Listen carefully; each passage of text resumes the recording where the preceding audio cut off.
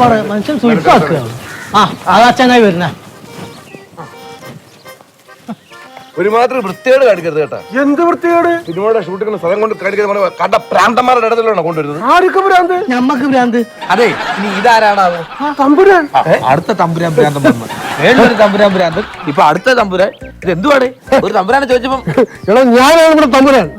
വേറെ മോളിലുള്ള ആ ചതയൻ തമ്പുരാൻ എന്താണ്?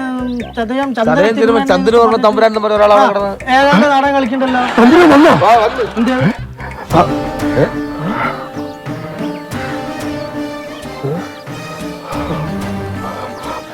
എന്തോ കുഴപ്പമുണ്ടെന്നാണ്.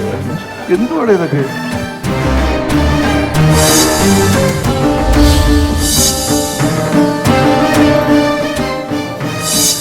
അല്ല ഞമ്മക്കൊന്നും മനസ്സിലായില്ല, എന്താ സംഭവം?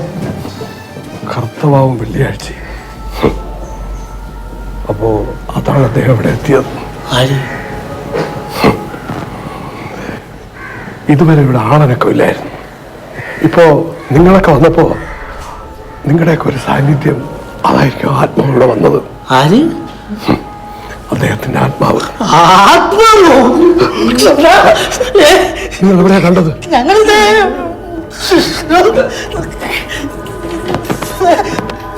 ഇതാ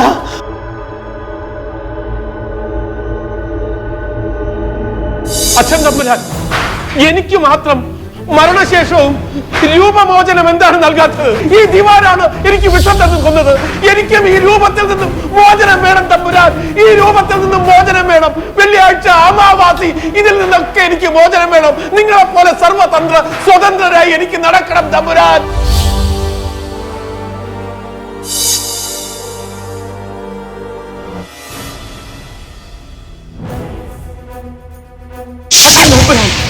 ഞാനത് ശിരസാ വഹിക്കുന്നു.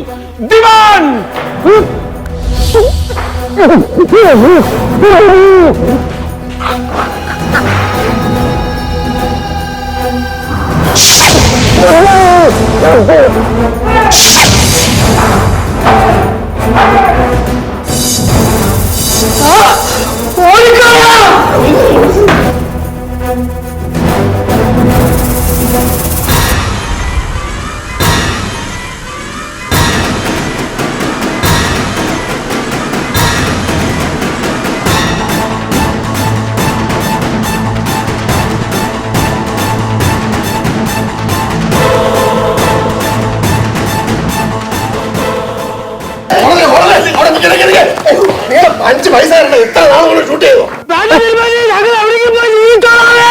അയ്യോ അപ്പന്മാരും പോയല്ലോ.